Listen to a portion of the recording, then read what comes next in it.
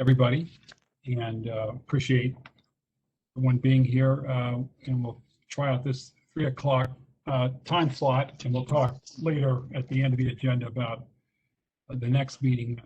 And I want to allow a little more space between meetings because we will need to focus on the interim report and a couple of other things. So I know the subcommittees have been busy, and that is all very much appreciated. And we'll get to that when we get to item 3. So we have 2 presentations today from the county, and we have them in reverse order. I understand that the BC stat presentation needs to go first just because of another time commitment, and I think we will start with that.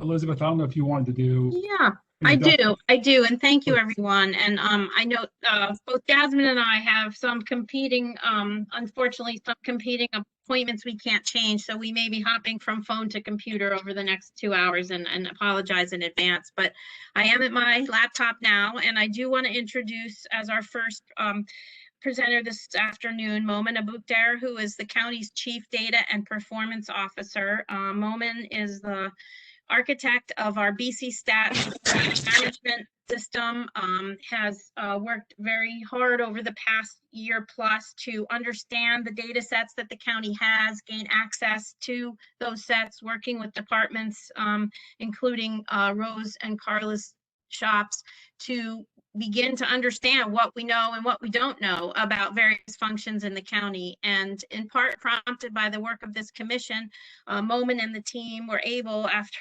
many weeks, but finally got appropriate and approved access to the systems that have the data for many of the contracts and areas of interest of the commission, and actually were the analysts for what was presented as the 2018 to 2020 data. I believe that's the time frame, as part of that disparity study presentation. So in the interim, the team under Momin's direction has looked at some other data points, and some of them I think were requested early on. I remember Scott Phillips at the first meeting asking for some information. So Momin's going to share some slides. I know there'll be further questions, but I'm going to turn it over to him to present what we have so far. Thank you. Yeah, thank you, Elizabeth. So yeah, my name is Momin Abukdar. I'm the Chief Data and Performance Officer, and so we've been tasked sort of to dig in to a lot of this data and get familiar with the Advantage database where a lot of this is stored. And so we were able to pull some information. So I'll go through the slides, some of the limitations that we've experienced, but again, just some of the information that we've found, analyzing some of the data at a high level. So this first graph is pretty much every new master agreement. So any new vendor that does business with Baltimore County. Now, the one thing I do want to note here is that, again, because of the limitations of the system, whenever a master agreement is changed, a new version is created. So it's very hard outside of a manual process to really identify whether we're looking at a new master agreement or just a new version or an amendment to, or a change order to an existing master agreement. So that's one thing to note. The other thing to note is that even with these master agreements, you know, they'll have, for example, a 3-year term for the master agreement, but then, you know, an additional 2-year renewals or whatnot. So we, you know, tried to exclude the version issues, but we kept the renewals in here because a renewal is kind of up to both parties to decide whether or not to renew the contract. So this includes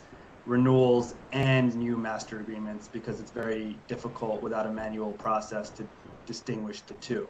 So you can see the orange line are non-MWBE vendors that we've seen by each fiscal year. So you obviously see this significant increase in fiscal year 2021, and you start to see it in fiscal year 2020. Again, that is predominantly due to COVID-19 spending. So that's that. And then on the next graph, you see sort of the change also in the MWBE vendors that have come on. So, you know, in fiscal year 2017 and 2018, we had about 4 new master agreements or renewals during that period, dips down to about 1 in 2019, and then jumps back up, and now we're currently at 7 in fiscal year 2021. One thing I want to note, just in terms of how we're defining an MWBE vendor, is that we are only cross-referencing the state list, so the Maryland state list of certified vendors. So if there is a vendor who may be MWBE but is not certified, or is certified on another list, such as the Baltimore City list, they would not be included in this. So then we looked at total expenditures. So this is just a breakdown of the money this is total money spent by the county in general, whether it's capital or whether it's general fund money. And you can see about 75% of the expenditures of the county are related to the general fund, with about 25% on average being the capital fund. And you can see that the capital fund doesn't really change too much year over year from fiscal year 2017, but we do see slight increases in the general fund. One thing to also note here is fiscal year 2021 is not yet complete, so that number can continue to change. But this is overall spending, just to give a picture of where we are. So on average, about $483 million between fiscal year 2018 through fiscal year 2021. Now, when we're looking at the top 5, one of the requests, I think there was a question from the commission, was the top 5, or looking at the top MWBE vendors by dollar amount received. So these are the top 5 that receive money between fiscal year 2017 and fiscal year 2021. Again, it's Olney Masonry, Rivers Construction, WB Services, HCGI, and Brooks Services. And we looked at also, and again, a lot of this is we're digging into it for the first time, and we're looking deeply into it, but we looked at it by department, and you can see like the lion's share of the lion's share. Check, because we got several things that we talked about yesterday, but I just don't know. Someone's not on Somebody needs to mute. Yeah, sorry. So we looked at it for the first time, and we're looking at pretty much these top 5. For the most part, the lion's share is DPW, Public Works, you know, for Olney Masonry. But there are times where, as you can see, other departments utilize the same vendor. But these are our top 5 MWBE firms in terms of actually receiving money, because a master agreement will give you a contract limit, but that doesn't necessarily mean that they're going to spend the entire limit. So we're looking at just spending.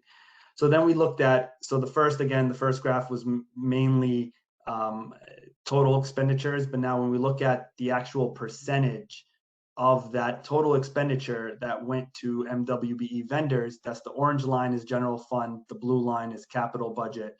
And you can see that we're seeing a relative increase in both, about a 42% increase, even though it's a slow gradual increase, but it's a 42% increase in the general fund percentage of awarded to MWBE out of the total spent by the county. You see that it hovers a little under 12% in fiscal year 2020, and it's down to a little bit over 10% in 2021.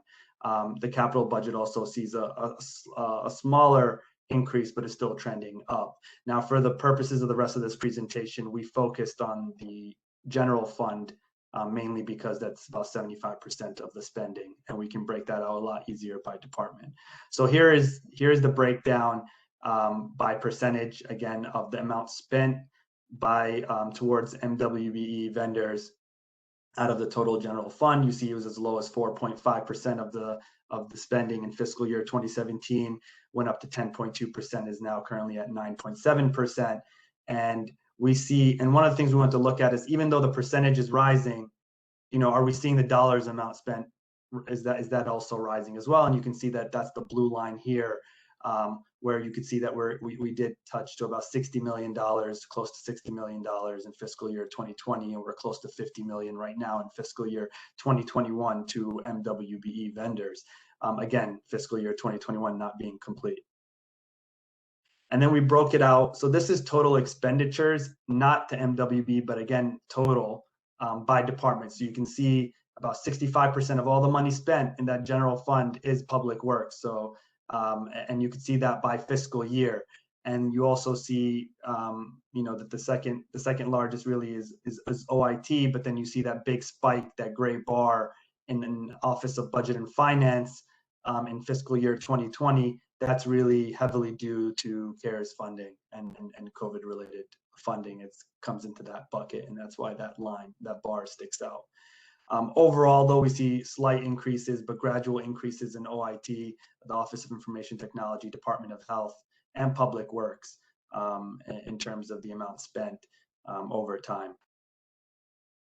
Now, when we look at, this is the total amount awarded to MWBE, and you see that there is this significant spike here in Public Works around fiscal year 2020. But when we look at percentage, which is probably a better indication, you see that, for the most part, Public Works hovers around 13%, MWBE's awards in terms of money spent out of their total budget. So you see that for the most part, we are seeing a gradual increase in a lot of departments. We're seeing it in Public Works. We're seeing it in the Office of Information Technology. We're seeing it in Property Management, and Property Management has by far the highest percentage of its spending goes to an MWBE vendor, and that's at 42.2% in fiscal year 2021. But even in the prior 2 fiscal years, it's hovered around 25%, which is still higher than most. OIT is currently at 16%, and we do see Department of Health currently is at 5.1%. You do see they also have spent significantly more money this year due to the COVID funding. And then you do see Police Department at 0.6%, Fire Department at 0.8%, Department of Environmental Protection and Sustainability at 0.2%. So again, we're now, the one thing I do want to note here too is that a lot of the ways that we look at this data is, and the ways that's recommended to look at this data is by looking at discretionary funds. Now, there is absolutely no way by looking at Advantage itself and the database to be able to identify what portion of all this money is discretionary and what portion. So we're looking at strictly everything that was spent. In order to be able to figure out the ones that are discretionary, we need to perform a manual process, which we do intend to look at a little bit more deeply, but it has not been done yet. Momin, can I ask one quick question? And I apologize for breaking you, because I understand this data. The extracted from that, you said discretionary funds. No HR or personnel funds are included in these numbers, right? These are all procured. These are all funds being spent externally, correct? To a vendor. Okay, thank you. Moment, I can add to that. As far as discretionary funds are concerned as well, we have excluded governmental entities. We exclude utilities. We exclude proprietary contracts. It typically would be sole source contracts, operating grants for the arts, and emergency procurements we would exclude. Okay.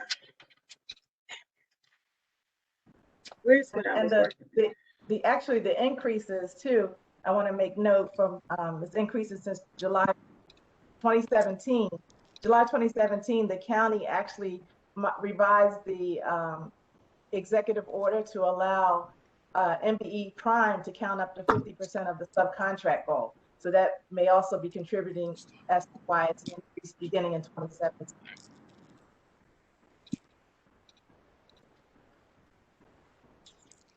And that was actually my last slide, so I'm done.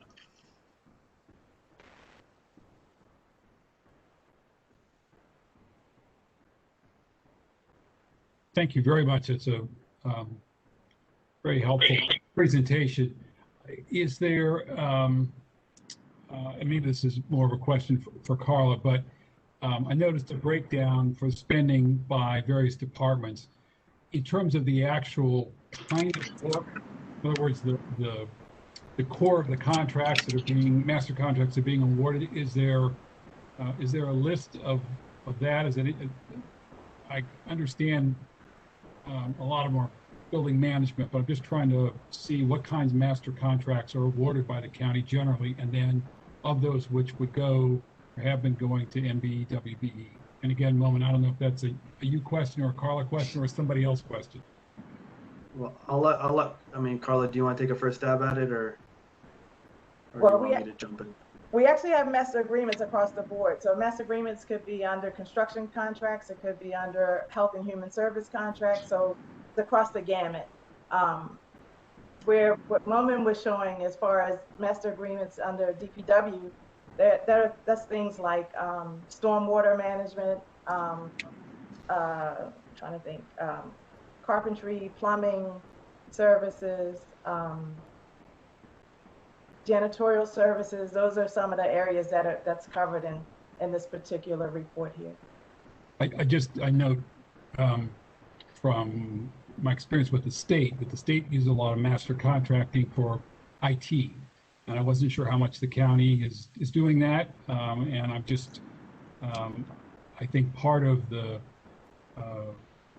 inquiry of this commission has to do with not just the spending levels, and it's terrific to have this information, but also to see the kind of contract work that's being made available to MBEs and WBEs, and that's why I asked the question. I can also speak to the IT contract. So Baltimore County actually has a similar contract as the state of Maryland's IT CATS, IT consultant. So Baltimore County has an IT CATS contract as well. It's awarded to multiple vendors, and some of those vendors are minority funds as well.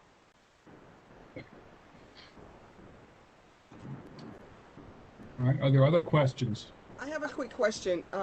Is there a reason why you all are not counting MBEs listed in Baltimore City's database? I'll speak to that if you want a moment.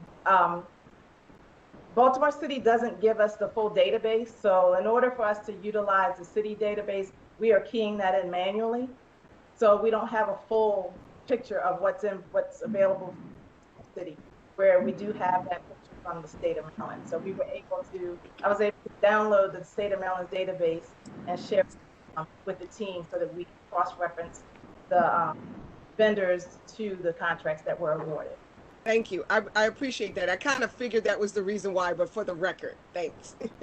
You're welcome. You knew the answer to that question when you, go ahead. And that's only because I've used the city's database and it's not as robust as, and it, you know, they got some work to do. And so you want to use as clear data as you can. And the reason why I also wanted it on the record is because Carla's office does say if you're certified with the city of Baltimore, you can be in the county's list.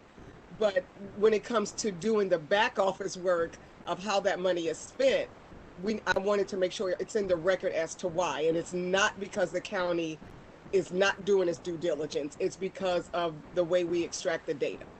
Thank you. That's great. That's very helpful. I know. Yep, I will get, looks like Steve and then Peter and then Peter. Steve, do you have a question? I think you're muted, Steve.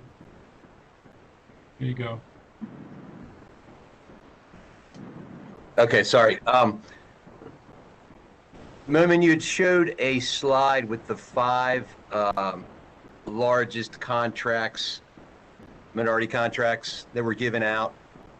They were some pretty big numbers. Is there a concern that if any one of those minority companies doesn't get one of those contracts, that the numbers come way down? Absolutely. Especially only. Right. I mean, yeah, so while the numbers seem to be trending up, and that's a good thing, if any one of those companies don't get one of those contracts, the numbers don't look as good. Thanks. Yep. Great point. Peter, I think you were next, and then Peter. Yes. Thank you. Excuse. I'm sorry. I said Peter. I'm maybe I should say Commissioner Richkus, and then. Peter is Peter with a Boston accent, so there you go. My question is to Carla. You gave a list of categories that were excluded, including proprietary sole source contracts, emergency procurement. Could you repeat the list, and could you elaborate as to why those are not counted because some of them could be significant and could be significant work for small minority businesses? I can elaborate on some, but not all. Some was in place before I came to the county, so I'll start with that. Governments, we exclude. So any money that we pay to a government or a quasi-government, we exclude from that. Utilities, we exclude, though I agree that there is opportunity in utilities, but that has been, it was excluded previously, so we continue to exclude right now. But I would say that there's opportunity there that we could look into. Proprietary or sole source contracts. So I did try to include sole source contracts in the past, but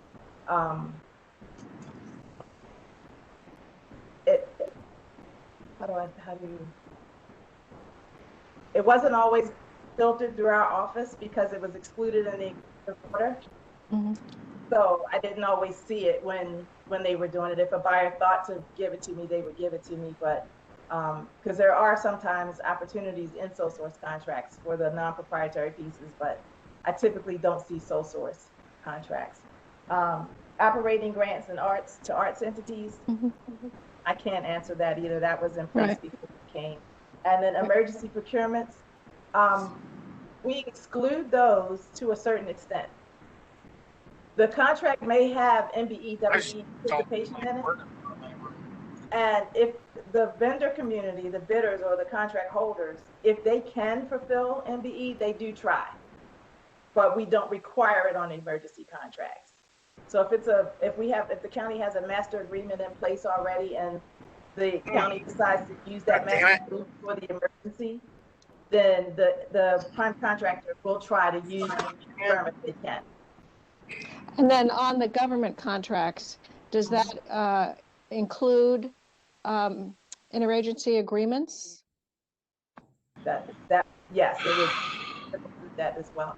Okay, so that's another category that could be ripe for. And in fact, don't they often include MBE participation if it's, WSSD or state or? You're talking about piggyback contracts? I'm sorry. Yes, yes. So in piggyback contracts,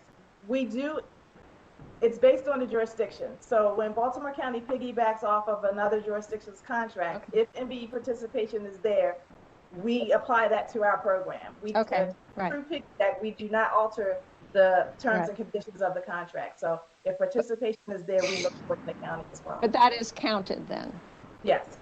And then finally, utilities. Is that just Baltimore Gas and Electric? It's all Verizon, Comcast, any of them. We don't look at any of the utilities. So even if it's right away or whatever that's being done by a utility, it's not an opportunity, or it's not counted as such. We're not looking at it at this point. That's correct. Okay, thank you. Yes, Carl. I'm sorry, Peter. That's an ugly fucking car, man. I think somebody needs to mute their. Rick needs to mute. Yeah, Rick, is that Commissioner Benetti? Could you mute, please?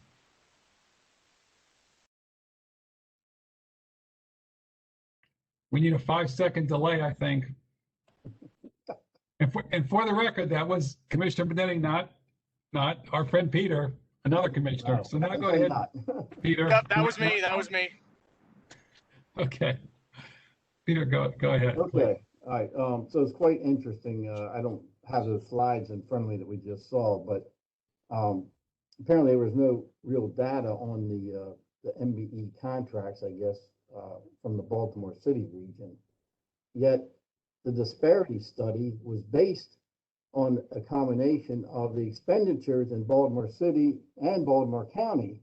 So if you don't have the data on with the MBE contracts awarded in Baltimore City, I think we have a little issue with the results and skewing. Unfortunately, with that issue, that is actually a totally manual process. We do capture in the solicitations, Peter, as you may recall, we do have a form asking for the any minority or woman prime to complete the form and submit it to us. That form, sometimes it's completed, sometimes it's not, sometimes it's passed on to my office, sometimes it isn't. So that is a completely manual process, and I would have to go back through every contract that the county has, which there's 1,200, I believe, master agreements, to go and find that paperwork to. Okay, I understand, but you know, when this disparity study is done, I mean, it doesn't seem like the accuracy is then there. So actually the intent of the disparity study, the county's MBE goal is at the subcontract level. So it's actually subcontracting that we are tracking in PRISM, in our PRISM compliance system. We're actually tracking the subcontractors that are minority and women-owned businesses. This data that Momin presented is prime contract data. But I think both data would be important in a disparity study. But that's just me. It's okay.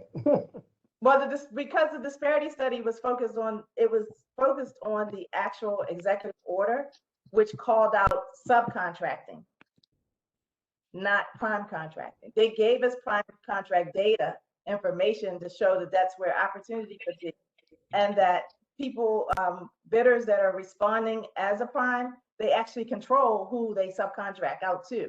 So that's why that's presented in the disparity study.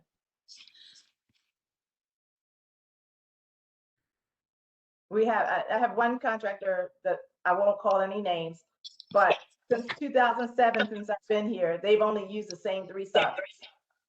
Every time that one of their contracts comes across my desk, it's the same 3 subs since 2007.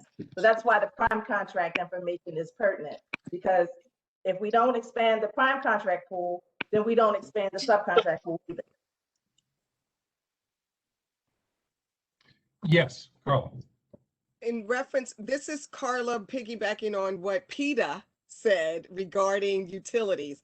And that is, you did say, Carla, that there is opportunity in utilities. And I would agree, because we know for sure Verizon, BG&E, Comcast have their own supplier diversity program, and they're very strategic and aggressive, I should say, in increasing their database. So my question to you, Carla, is what do we need to do, if it's in the executive order or something else, that will allow purchasing or something to get those utility contracts to put MBE goals on them? And I would also venture to say many of the certified firms that are certified with MDOT are also certified with Verizon, Comcast, BG&E. So they're probably already in there. What can we do? What do we need to recommend to expand it to utility type contracts? First of all, I would agree with you. I do know that at the state of Maryland, the Public Service Commission has an agreement with the public utilities for 25% MBE participation on using state funds. So that being said, if they're already doing business that way with the state of Maryland, they are already using the MDOT database. So that's where I was saying that there's opportunity under utilities when we're doing road work or infrastructure, water, sewer jobs, and things like that. There is probably highly likely opportunity for subcontracting that's available there. I don't know about prime contracting, but subcontracting, because there's going to be certain industry standards that would need to be met. So it may be some training. I can't remember the name of the organization that we tried to. Steve, can you help me with that? National, for the consent decree. National Association for Public Water and Sewer, is that what it's called? NASCO. National Association. Sanitary sewer companies. So I do know that there may be opportunity for utilities because of the Public Service Commission's agreement with the public utilities at the state level. So the county could embark on having some type of a memorandum of understanding or memorandum of agreement with the utilities to provide participation up to whatever our goal amount is on county work. Thank you. Do you have a copy, or can you tell me offline where we can get a copy of that MOU that the state has with the public utilities?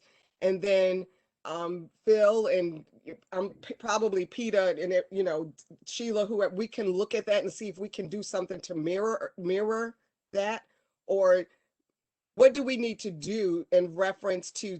Is that an executive order? Is that a recommend? How legal? How much legalese do we have to do it if we wanted to say, let's have a memorandum with the public utilities? And I don't know if that's over your head, or what does that require? Susan? We'd have to look into that. I couldn't answer that off the top of my head. It might be an executive order. It might be a contract. We just have to, we can look at what the state did and explore options. So can we just, Susan, can we just offer that as a recommendation and then you can take it from there? Is that sufficient? Okay. Sure. Thank you.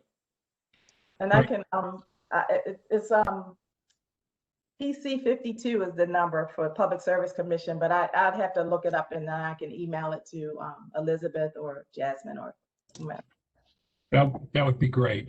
I know that Moman had to drop off for another meeting, which is why we took him first, even though the agenda has a different order of things.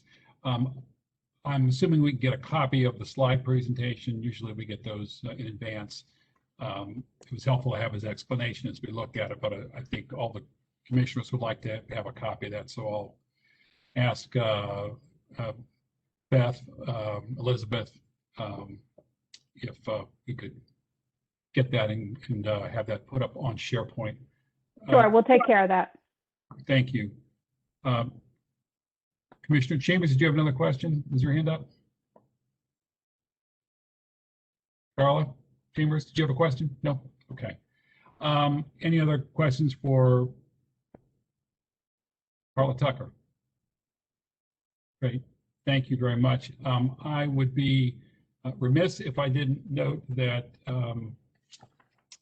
we are graced with the presence of the county's Chief Administrative Officer, and welcome. Nice to have you join us. Okay, let's move on to Susan Dubin, and we really appreciate your being present at all these meetings, and we appreciate your being available to answer some questions. There have been a number of things, as we lawyers know, there are all kinds of questions for lawyers that come up, and we appreciate you being available to us today to answer some of them. I know Jasmine collected some questions in advance, and I don't know if you wanted to speak to any of those particular subjects. I know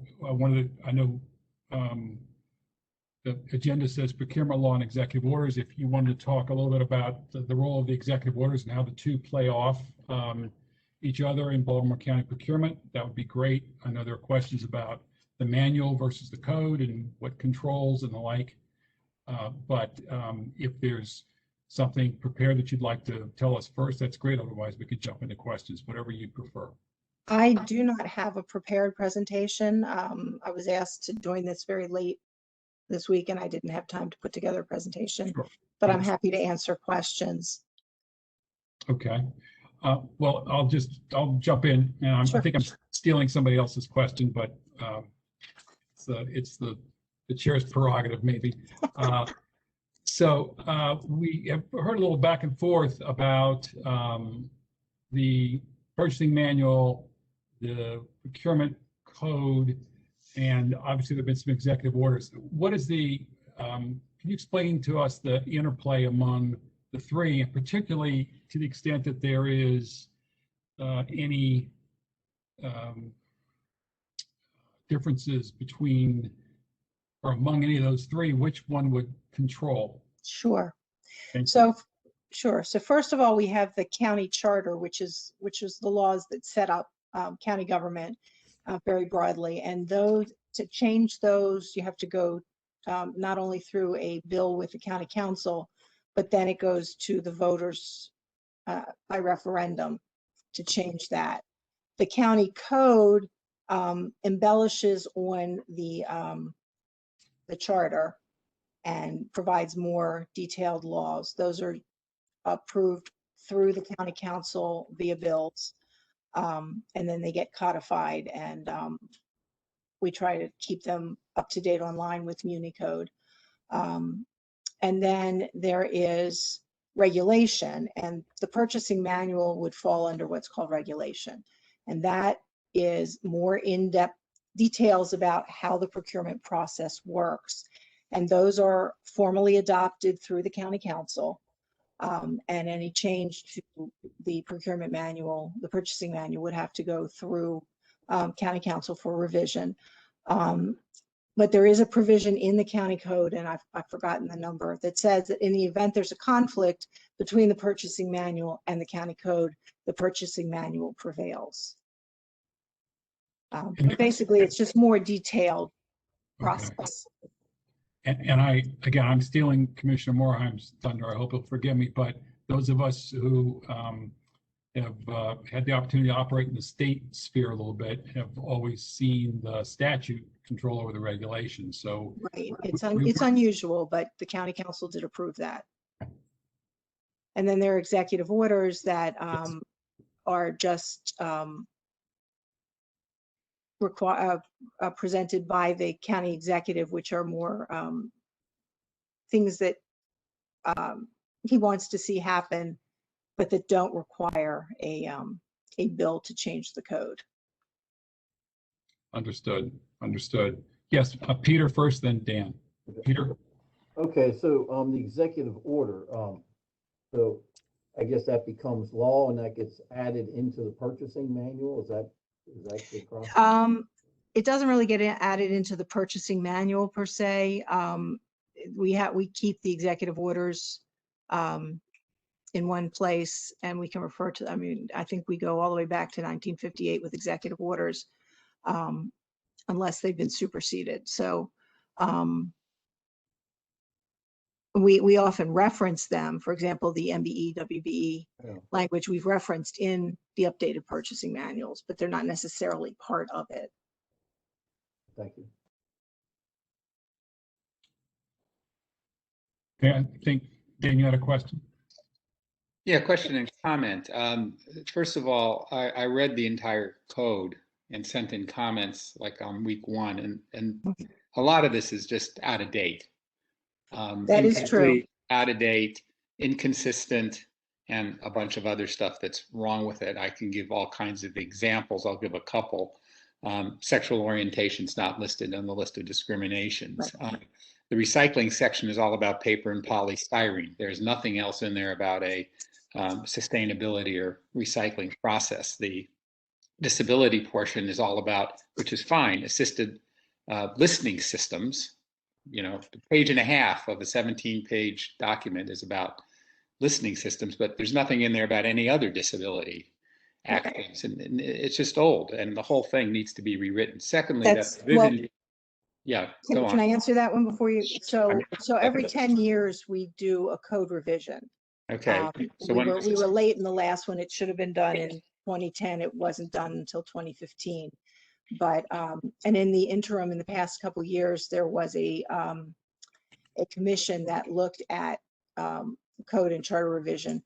And also we are in the process of updating some of our technology to, for example, to get permits online and things like that. So in that process, we are going through code sections to see what needs to be updated. So right now, we're trying, as we spot things, we're trying to make piecemeal changes, but there will be another code revision that hopefully will be a global, that'll catch a lot of these. But anything you spot, we're happy to take a look at. And I set them into yes, comments in, and I don't I can go over it again. I did that. No, I'm sure that Jasmine and Elizabeth have it, so we'll get that and get that to the right agencies. Well, let me just finish. Sure. Those are things that I had noted before our very first meeting, because we got the information. Now with a lot of information, there may be other things that other people would want to add or I would add.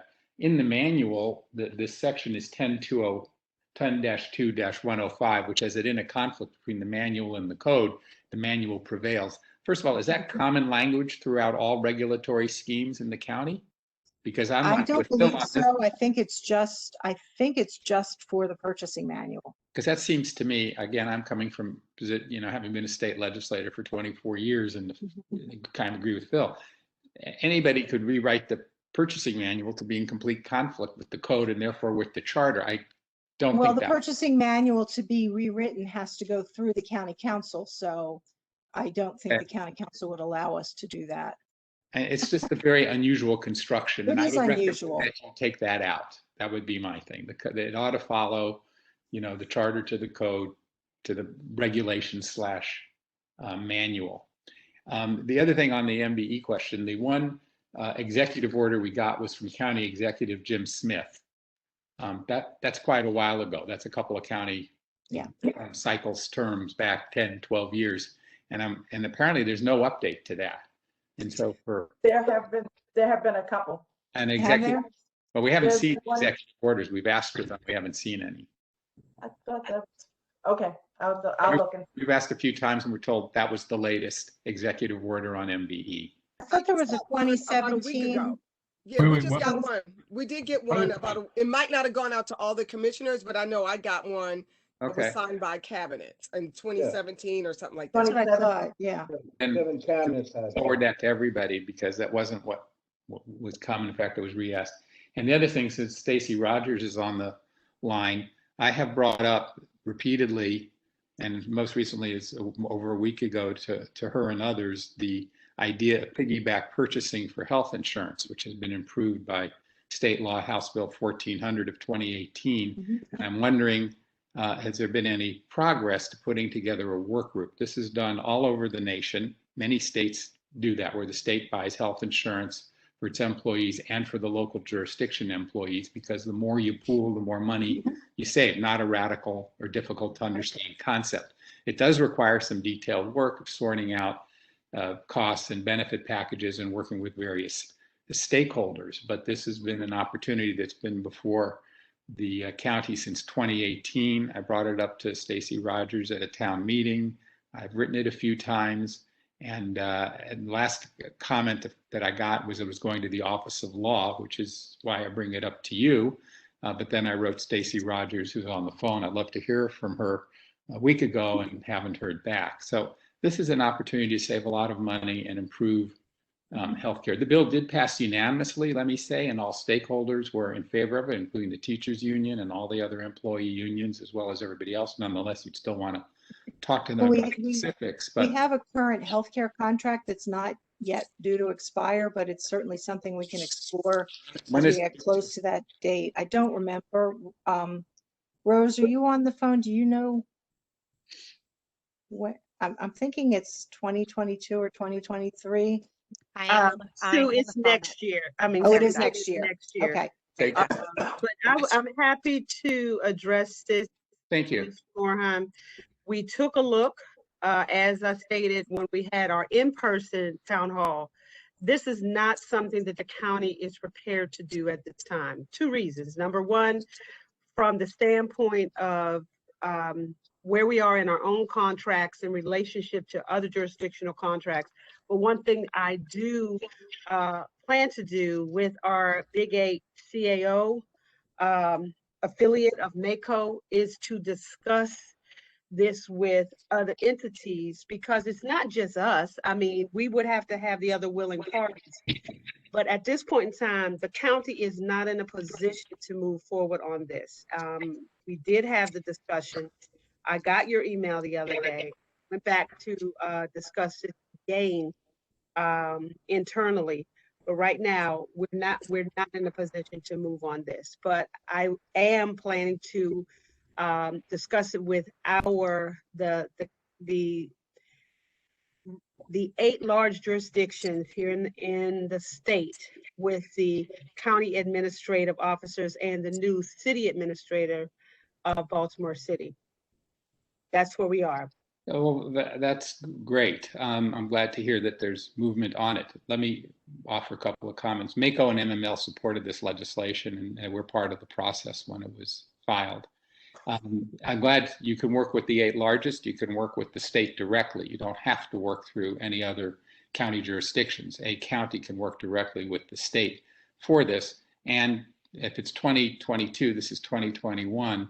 I don't know if that's a calendar year or fiscal year, but in any case, it's the kind of project that would take a number of months to sort out the tedious part of the details on this. So there's no, you know, harm. I mean, maybe very swamped with many other things, as we all are. I certainly would appreciate that. But there's no harm in getting the ball rolling. And it's a fairly straightforward analysis of, you know, a line item that says benefits and a line item that says costs and a line item that says options, and then you just compare. Additionally, based on the experience elsewhere in the United States, administrative costs for local jurisdictions, which are typically about between 5 and 10% for this, go down to about 2% because you do pay, or in the other states that do this, the local jurisdiction pays a modest fee to the state for the privilege, but then you're freed of that burden because the state handles it, and they handle the HR issues and all the other enrollment and all the other kinds of myriad issues that go on with employee health. So you have to pay for that, but it's less than what you're paying currently. Not only you, Baltimore County, what local counties and jurisdictions around the country typically pay. So there's savings on the basic cost of the insurance. There's administrative savings as well. Less though, but still significant. So I would very much like to get, you know, I'm glad you're here today. I'd love to get, you know, as you move along with this, a little bit more detail. We're happy to give you a full summary of our assessment. And I'm sure that Ms. Sachs has shared with the group that we have a efficiency study right now going on. And one of the areas is indeed a part to look at our healthcare costs. This is something clearly we can share with Public Works. That's fine. LLC. My mind is so on solid waste with our big solid waste project, but Public Works LLC with Eric Schurer and his group, they're looking at our costs right now, and this is something we will vet with them as well. But as you are aware, we have to have willing partners. For us to go directly to the state and all the pieces that fit in, it's just not a good time for us to undertake something like this. But the notion of talking with our partners, particularly using MACO, the MACO affiliate as a discussion framework, that's where we talk about a lot of issues, whether it's the pandemic approach, whatever it is, we talk with the big 8 on a regular basis, and this is one of our discussion topics with them. The big 8 means the big 8 counties in Maryland, is that? Yeah. Is that referring to? So it'd be Anne Arundel, Howard, Carroll, I guess Baltimore City, Prince George's, Montgomery, Baltimore. That's right. The CAOs and the city administrator and I talk on a bi-weekly basis, and this is one of the topics that I'm introducing for their consideration. But we are not ready to singularly, as Baltimore County government, to go to the state to do this. Why exactly is that a barrier?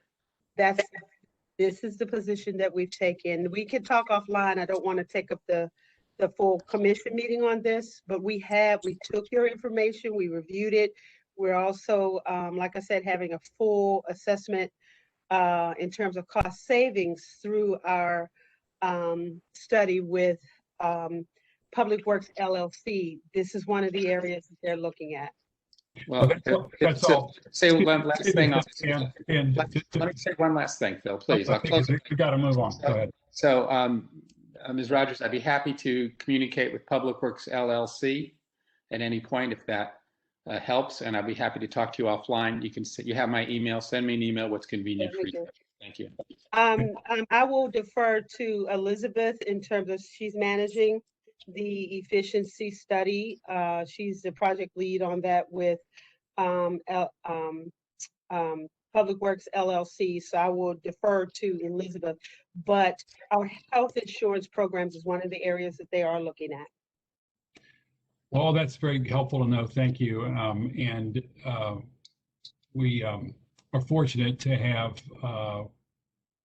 one of the sponsors of the bill that has just been discussed on the state side on the commission. And this is obviously a significant matter, but it sounds like there is movement, and I wouldn't be surprised if there's something in our interim report that talks about this and acknowledges that.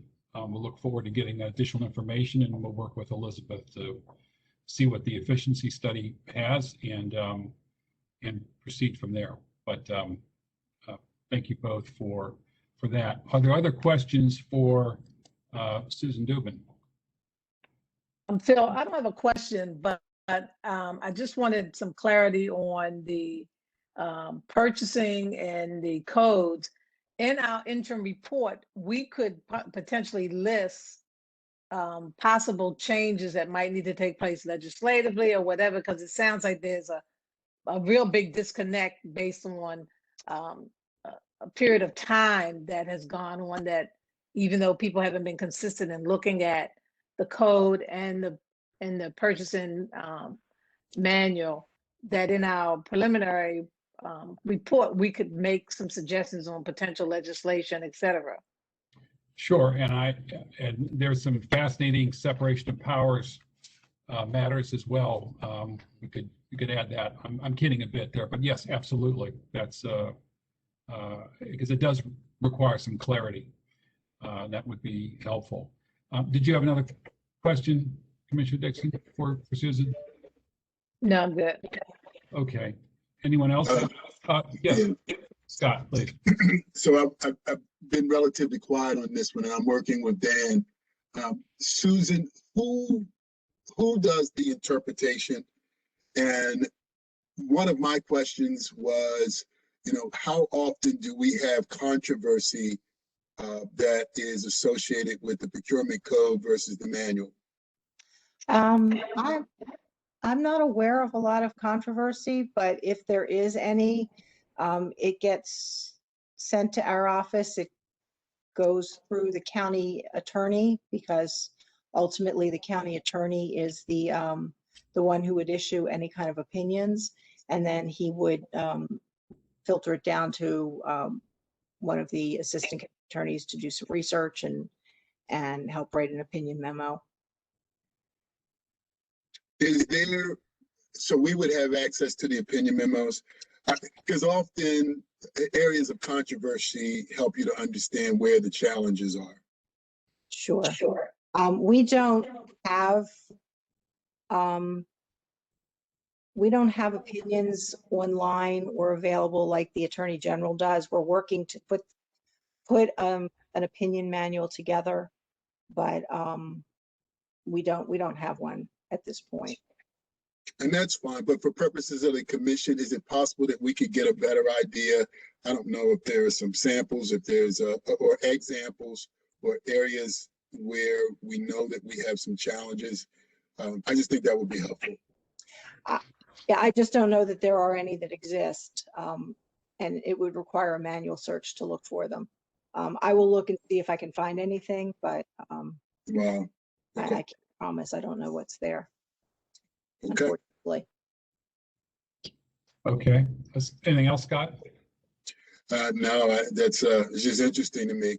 If there's a challenge to a particular procurement right now in Baltimore County, people show up at county council before it's approved. Is that where? Well, there's a bid protest process.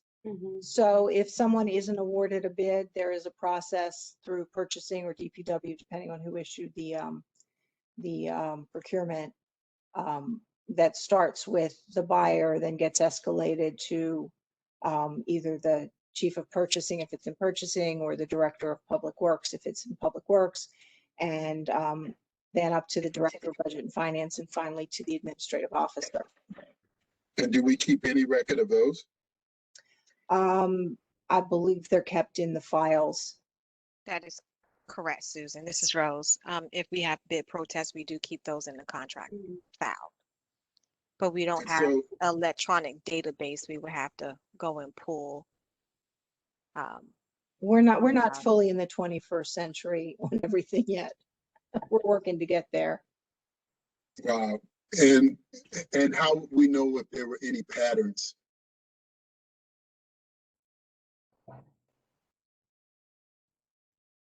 You tell me we wouldn't know. Yeah, I don't know that anybody's looked at that, so I can't answer that. Sounds like you wouldn't. It sounds like it, based on what Scott is saying, that if those contracts are approved by the city council, that process would happen there, since you don't have a board of estimates or a board of public works. It sounds like, yeah, that would be good, but right now it's all administrative. So, okay. I may have some additional questions, but I'll leave it there, Mr. Chair. Thank you. Peter, Mr. I'm Chair. sorry. Of Mr. course, Chairman. of course. Please go ahead. Philip, I will say this, during my tenure, which just hit 2 years, April 1st, in the process, bid protests, the final resolution bid protests must come to the county administrative officer. And since I've been here, I have not had to deliberate or review bid protests. To my knowledge, during the tenure of the current county executive, we have not had to mitigate a bid protest that went through the administrative procedural process. Now, with respect to historical bid protests, where you might, the commission might want to look at any kind of trending, historical bid protests, while it would be a manual search, they would be there. But heretofore, since April of 2019, which they would have ultimately ended up with me, I have not received any. We make every effort to resolve it at the lowest level possible so that the contracts can move on and be awarded. Peter, did you have a question? Scott really asked my question, which was an evolutionary out of his discussion. So thank you. Other questions for Susan? Great. Thank you, Susan. Really appreciate your being available. Sure. On short notice, and we do appreciate that. Okay, let's move to the third item on commission business. I'm sorry, on the agenda, which is commission business. And the March 25 minutes have been distributed. Commissioner Moran had a couple of changes. Those changes were made, and then the revised version, I believe that Jasmine put them up on SharePoint earlier today. And so I would ask, are there any other changes or corrections to the March 25th, 2021 meeting minutes as presented? And as presented would be the last version, which would have changes. Hearing none, then those minutes are approved. Thank you. The next item is titled Disparity Study and Dr. Ramsey Follow-Up. And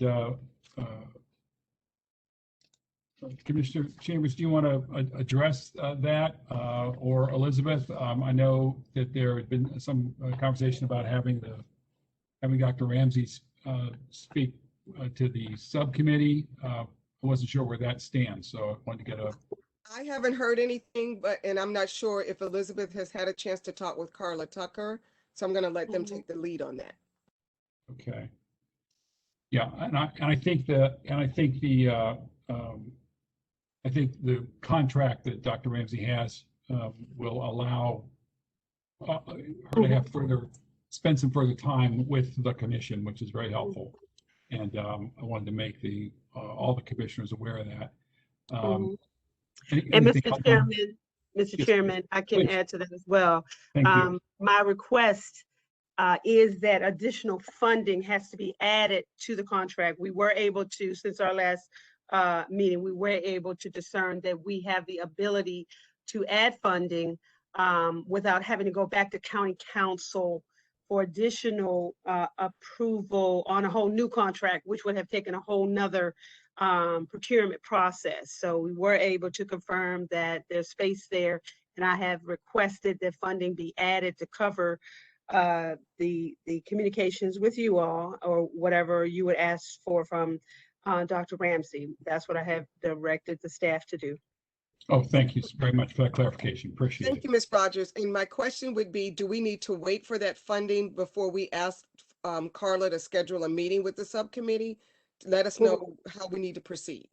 Right. Well, we're trying it to be fully compliant with the law. Yes, we have to have the monies available on the contract, and then that way we're available for her to invoice us. Because I try to follow the letter of the law, I would like to have all things in place before she meets with you all, so she's not working outside a funded contract. Absolutely, and I appreciate that. So we will wait to hear from either you or Carla to let us know when we're able to pull that trigger and have that meeting. And our subcommittee will work, and we'll let the full commission know, so anyone else that would like to join, that would be great. Thank you. One of the questions that I did ask of the team is the estimated time frame, so we'll know how many hours to allocate to you all, because we're doing some additional TA on a few pieces of the implementation of recommendations, and I'd like to do that in one fell swoop to get it all funded. But I want to give you the adequate funding that you all need for your work. Thank you. And what I can do is maybe myself, Scott, our we can just find out, we can talk offline, find out, how many hours, because I don't think it would be a lot. If we tighten up what we need, then we can probably get it done in about 2 hours or so, but I'll ask our group, and then we'll let Carla know, and we'll, do that email. Okay, And we thank just you. asked if there were questions that we could give those to her in advance to do research, because those will be hours, billable hours as well, that we need to account for.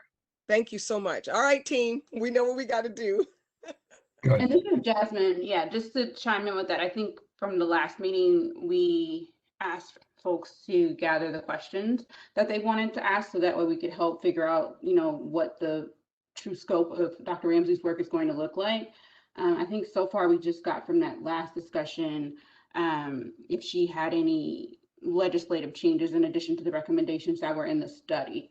But I hadn't gotten anything else from everyone. So I think, speaking to Madam CAO, if you all can let us know what additional specifics that aren't in the study that you need from Dr. Ramsey, that will help us get what we needed done.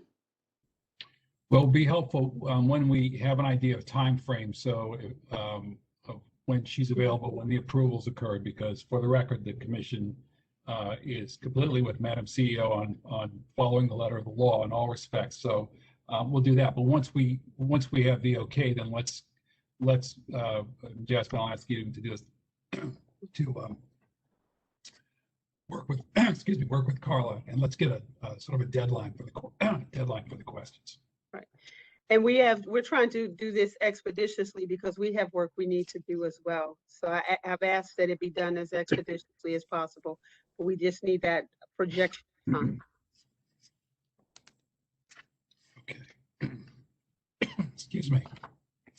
All right, next item is survey questions. And we talked last meeting about conducting a survey, and we also talked about getting some survey questions put together by the subcommittees or by individual commissioners. And I have seen two sets, one that PETA has provided. The other is from Steve Walsh and his group. I don't know if those have been published to the entire commission, but I think between the two, they cover things very nicely. But I'd like everybody to have some input about that, and maybe to the extent there's any overlap. Well, let's put it this way. I think I'd like everybody to see both of these, and so Jasmine, maybe they can be put up on put in SharePoint, and we can ask within the next 7 to 10 days to ask everybody who has comments to please comment. Now let's put something together and get the survey out. If anybody else is working on a set of draft survey questions, please speak up now so we make certain we get everything gathered at one time so we can all look at it and pull a document together. If not, I would ask that Jasmine, if you would put these two things up on SharePoint.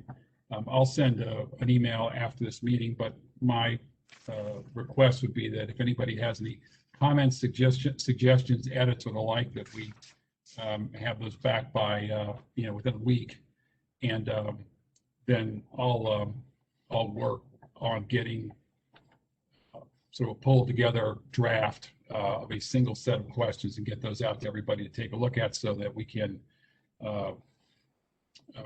confirm them by our next meeting and get them out. So, because I really want the interim report to note, among other things, what we've done so far, who we've heard from, the questions we have. We're going to have, we've already collected a number of interim recommendations. I know there'll be more coming out of the subcommittees. And one of the things that we will be doing in the early part of the summer is collecting and putting together the informational pieces and thinking about and discussing the response to the survey, as well as getting having the public input that we had talked about. And apropos of the conversation we had earlier part, maybe before the formal meeting started, about meeting in person, that's something that we could do this summer, because I think it would be much better if stakeholders are going to come and speak to the commission if it's actually done, and we're all in the room together with the stakeholders, opposed to WebEx. No knock against WebEx, but I think we're all ready for a little more personal interaction. So that's all I had on the survey questions. There is a vendor feedback form that I'm sure some people are familiar with, that the state uses if a vendor signs up for the pre-proposal conference, but then chooses not to participate in the solicitation. And most of between Peter's and Steve's drafts, I think we've covered most of the items in there, but I will double check against that. Anything more on survey? Everybody okay with my time frame for trying to pull something together? Any strenuous objections? Okay. All right. Let's put, we've got expert invites and the interim report are the last two things, but let's talk about the interim report. I don't know if, yes, Peter, please go ahead. Before you start there, could I just ask Ms. Rogers about suggestions, and Elizabeth, about suggestions for benchmark jurisdictions that are outside of Maryland? That came up in one of our earlier meetings, Ms. Rogers, that you might have some ideas through your contacts. We've already pulled some information from some of the larger metro counties in Maryland to look at their purchasing operations, the number of people, size of budgets, yada, yada. And it hasn't been scheduled, but I'll be meeting with representatives, with the officers of the Maryland Procurement Organization to talk about speakers and best practices. But I think I understand that you wanted us to look beyond Maryland as well. So if you could share those suggestions. Sure. We always coordinate with NACO, the National Association of Counties. My special assistant, Savitra Peoples, who's on today, whenever we benchmark with, well, of course, Peter, you know, Savitra, whenever we benchmark on any project or effort, and that is something that is our best practice. That's our standard to look at. But I will suggest one jurisdiction that is touted as a best practice county just across the board, and that would be Mecklenburg County in North Carolina. And I'd also say from a budget standpoint, while it takes it down to the municipal level, the city of Charlotte, North Carolina, the city administrative officer there, whose expertise is definitely budget and procurement, would be a place that I would recommend looking. But also NACO could definitely identify best practice jurisdictions in the procurement area. Great. Oops. Oh, now you're muted, Peter. If Savitra could forward contact information on those suggestions with NACO, Mecklenburg and Charlotte, that'd be great, and we can take it from there. Okay, we'll do that. Great. Okay. Great. That's very, very helpful to have that information. Thank you. So let's talk a little bit about the interim report, which is has been on everyone's mind, particularly the chair's mind, since day one, and that is due May 31st. So the subcommittee's work has been terrific. We've got meeting minutes, we have notes, we have slide presentations. There are any number of recommendations already that we have, even though we are, I think we've gotten a very good factual background presentations from county representatives, and we are, of course, expanding out to other stakeholders, those who use the system, participate in the system, or have decided for whatever reason that they don't want to or can't participate in the system. We want to understand all that, and we'll be, I think, focusing on that in particular over the summer. But the mechanics of actually preparing the interim report, I think, need to be front and center. And I think what we need to do is establish some deadlines and put a little bit of, if I may, and I hate to use this word, but a little bit of pressure on the subcommittees to do this. Give us a list of bullet point interim report recommendations, other observations about what we have seen, and again, it doesn't just have to be from the subcommittee. It's all of us, but I think it'll be helpful to generate things out of the subcommittees. Those that have had an opportunity to meet, some of those subcommittees are not quite as geared up. We've talked about the plan to have someone come in and talk to us about sustainability. So I think that certainly gets mentioned in the interim report as something we'll be looking at, but we've got another 7 months or so, 6 or 7 months or so to go yet, and other things to do. So my thought had been that, and again, I really appreciate the commissioner's efforts and your willingness to meet every couple of weeks instead of just once a month. But my thought is, with the idea to get the finished product out in terms of the interim report by May 31st, in talking with Elizabeth and Jasmine, we really need to have something to the folks in the county who will make it look presentable, and we hope put some nice graphics on there and the like, That really needs to be accomplished by May 15. And so if we are going to put things in the hands of the writers and have an idea about and get an agreement among this commission about what ought to be in the interim report, I think we need to have everybody's thoughts on interim recommendations. The committees, subcommittees can talk about what they have done and what they're going to be doing. We ought to have that before the end of this month.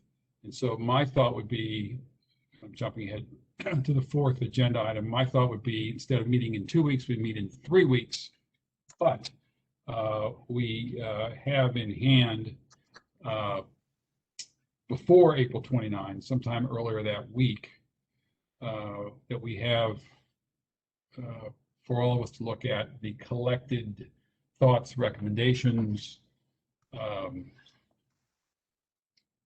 comments, and the like in hand so that we can all look at those and discuss this on the 29th. That I think will then give us time to work on finessing the actual writing.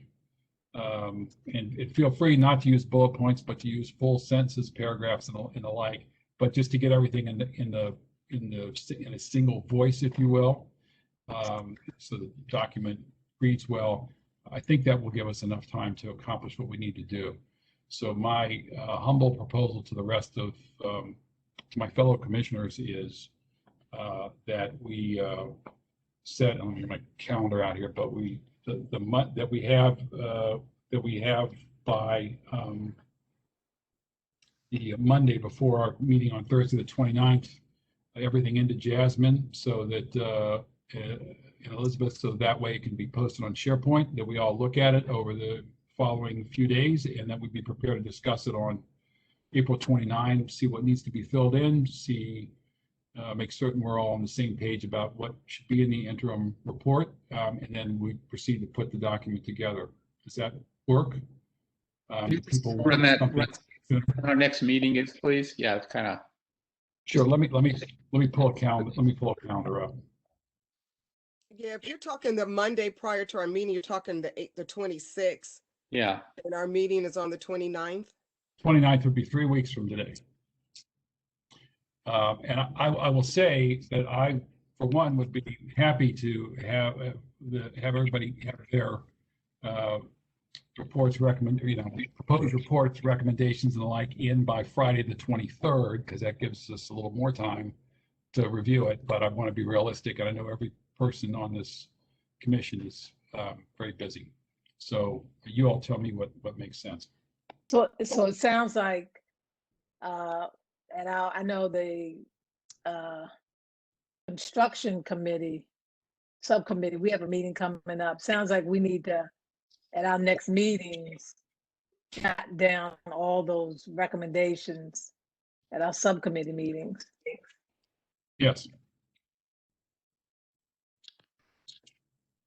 Okay, so I have a question slash suggestion. You did talk about bullet recommendations. So would you be comfortable in allowing us to give you bullet recommendations by the 26th? If we have it in a paragraph form, fine. But if we don't, at least give it to you in bullet form, and then we can give us another week or so to flush it out in a paragraph form so that it would be ready for the wordsmithing by, for your group before the May 15th date. I mean, that's fine. It's fine with me. The more final it is, the better. But right. There are a lot of things to talk about. I know people have asked for information, and so again, it's what's available. We'll get it done. We'll make it work. Okay, and and as you can tell, we're on several committees, and everybody's kind of doing that, and I don't want to get confused with the work. So at minimum, we can give you some bullets, and then that allows our subcommittees to fill in the blanks where one person might have missed something else. Then, we can come back with full paragraphs. Okay, thank you. Appreciate that. Other thoughts, questions? I have one, Mr. Chairman. Fire away. So the format that you're looking for is observation and a little bit of narrative, which is what we saw in our investigation, and then a recommendation following that observation, correct? I think that would work. Yes, yes. Thank you. This is Elizabeth. Can you hear me? Because I've had some trouble with my audio today. We can hear you. Yeah. Okay, Go ahead. so I just wanted to add, we will recirculate that Commission on Fiscal Sustainability report, which also had an interim report. And, you know, in some instances, they just flagged areas for further exploration as the Commission continues its work. So I just don't want everyone to feel like whatever you've looked at to date has to be in sort of final thought through. This is the time to flag things. But if there are things that are, you know, fully vetted and finalized, by all means, I just wanted to note that for an interim report, there's still some flexibility. And Elizabeth and I are on the same wavelength because I had dropped that interim report link in the chat for our refreshing memories. Yes, and if you take a look at that, you'll see it's we have some big footsteps to follow. Same graphic designer, it'll be okay. Great.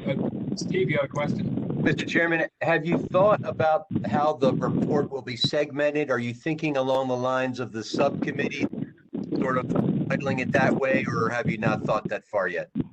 I have not thought that far yet. Okay. I would welcome suggestions. I think it'd be helpful if people looked at the interim report. The subcommittees play a big part of it, and I don't want us to be either stuck with or so. I don't think we have been, but so tied to the sort of the 5 steps of the procurement process. But I think we have touched on a lot of those things. It might make sense to, but I think that may be more for the final report. It may be driven more by the subcommittees. But as I think I've told all of you separately, and as anybody who knows me will attest, I will take all the help I can get in any context. So if you all have ideas or suggestions, please let us know. Thank you. Any other thoughts, questions? Great. Okay. And I'll send an email with these dates and deadlines. Yes, Dan. Yeah. When do you anticipate that we'll be able to have a report to the entire group about the sustainability issue? Carla Nelson and I did have a very good meeting with the staff, but every other issue has had a full, at least some presentation. Sure. Before writing a report, it'd be nice to hear from the other members of the other commissioners rather than just the 2 of us coming out, although we would come up with everything if we had to, but might be nice to have that sooner than later for this purpose. Yeah, and I'm not, you're asking when we'll have somebody come make a presentation about sustainability? Because that won't happen before the 29th. Okay, then we'll just go ahead without it, and we'll do the best. I want to get it scheduled. I think we've talked about some folks, but I don't see a way to do that before. Okay, that's helpful for, I think, Carla and me, because then we'll know that we're not going to wait for anything further and we'll proceed. Yeah, and I've seen in some of the materials you guys have available and things you put together. I mean, it looks very thorough. I do want someone to come in and talk to us about sustainability, but I think we can. I'm fully confident seeing what you guys have done and how much you know about it, and you've got Mayor Dixon too on that subcommittee. So I'm sure we can. What we said will be helpful, and one of the things we'll be doing is anticipating a presentation, and obviously it's the final report that will capture everything. Is it possible to maybe get our person on in early May? Because I know that when we had a conversation, either Dan or Scott brought up a gentleman, I can't remember the name, forgive me. There were 2 people brought up, and both Scott and Mayor Dixon said that was a great person to bring up regarding this. the sustainability. I- So even Hi, if we Carla. got them in early May, that would be, it helps further the discussion of what Dan and I will put in our recommendations but prior to the 29th. Yeah, this is Elizabeth. It is, I believe his name is Richard Keller. Way back when we were maybe going to have him present, and I don't know. We moved it. I'll take responsibility for that. But there is an expert within county government, and I defer to Phil when he wants to fit him in. He will also help us with the sustainability issues in the context of procurement, and I think it would be a great presentation whenever the group is ready to have him. I think there are two things getting crossed here. Rich Keller is the excellent person for the sustainability part. The name I suggested as a general presenter was Don Moeller. Don had been an executive, in the county government for years, and then of course was county executive when Executive Kamenetz died, and he filled the role very ably. And so I just recommended him as a general source of information for us because he knows government inside and outside. And I don't know if he's got what he's doing now exactly, or he's got any conflicts of interest. Is he a consultant or whatever? But if all that is clear, I think he'd be a really good person to hear from. I always found him to be very congenial and able guy when I had to work with him. Sure. Well, understood. And I think that is something that is post interim report. And we'll talk further about that. It may be that to the extent there are questions about things that occurred before the current administration, it might be interesting to hear from him. But I think we'll have to sort that out. But that's a post interim report piece for us to talk about. Okay. Well, I would say this on the sustainability piece, Elizabeth, if you want to check with Mr. Keller and see what his availability is for May, I want to reserve for the commission the opportunity, assuming it makes sense and it's efficient, because I don't want to waste anybody's time. I don't know if we'll need some time at an early May meeting to be thinking about the interim report. We'll need to discuss some of that, but again, a presentation by him that is 45 minutes long or so would give us time to talk. Let's just let this play out just a little bit, but if you would check in the meantime on his availability in May, let's see if we can certainly fit him in. And if we can before in the early part of the month, let's do that. Does that make sense? And also, yes, we'll look into that. Okay, thank you. Yes, Dan. Also, Megan Bennett, who was the remaining staff person, was had a lot of good things to say. So you might have the two of them actually, since Rich Keller's he knows a lot, but it's more in the public works area, whereas she's. Yeah, Megan is a fellow, like an intern. So if there are topics she touched on in the subcommittee, email me and Jasmine, and we can figure out who should best present on those. She's wonderful, but well, she may be an intern, but she was a heck of a smart intern, I thought. She was. She really is. She really is. I have to agree, and forgive me for the background noise, because we understand that that's the sustainability. That person at the head, there is no head. She may be an intern, but she's carrying that load. And I with Dan in reference to the information that her and her colleagues and some things that she's done, she's dug into it. And I think it's important for the committee to hear the work that she's done, as she's the quote placeholder. So I don't want to discount her position. Sorry. I'm sorry. I didn't mean to suggest her work wasn't worthy. I think what I'm actually thinking is Steve Lafferty, who's now our director of planning and who had been in the position, maybe the person to bring everything together. And I should have said that at the outset. So we can figure that out offline in terms of scheduling. Let me just say, we've tried to get Steve, and Steve has been unavailable for our meetings, and we've been waiting on him. So I just need you to understand, we're going with the goers. We're going. I hear you.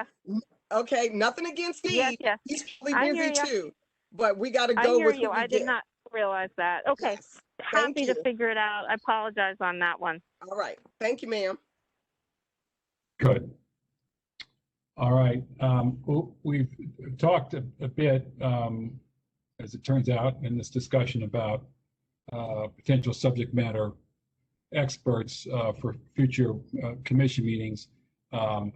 the best practices piece, and it's very helpful to get Madam CEO's suggestions. And I know Peter's been working on that, and I have as well, because I really want to get. It'd be great to hear from other jurisdictions, and it'd be good to hear from some people who are just experts generally. So we have that sustainability. Some other names have been suggested, and I see that Commissioner Chambers has a comment, please. Going back to sustainability and subject matter experts, one Yes. of the persons that I brought to our subcommittee and I believe would be great for the overall commission on several fronts. One, because of their sustainability work as it relates to renewable energy and everything, and their work, not just in Maryland, but they also are doing work in the British Virgin Islands, which happens to be Mr. Robert Wallace. Of course, Mayor Dixon knows him, Scott knows him. And in addition, he also provided us some insight as to his issues and problems in procurement solicitations with Baltimore County in the past. So he can kind of hit some various topics as it relates to our work from as a minority business owner that's tried to get work with the county and over various administrations, as a certified business and as a prime contractor as it relates to doing the work in sustainability, renewable energy, the innovation that he brings. We would do, it would do us justice to hear from him and the work that he's doing. Just when we're talking about being innovative and doing things differently and doing things better, I just believe he would be a great subject matter expert to bring on board. Thank you for that suggestion. That's a nickel. That's great.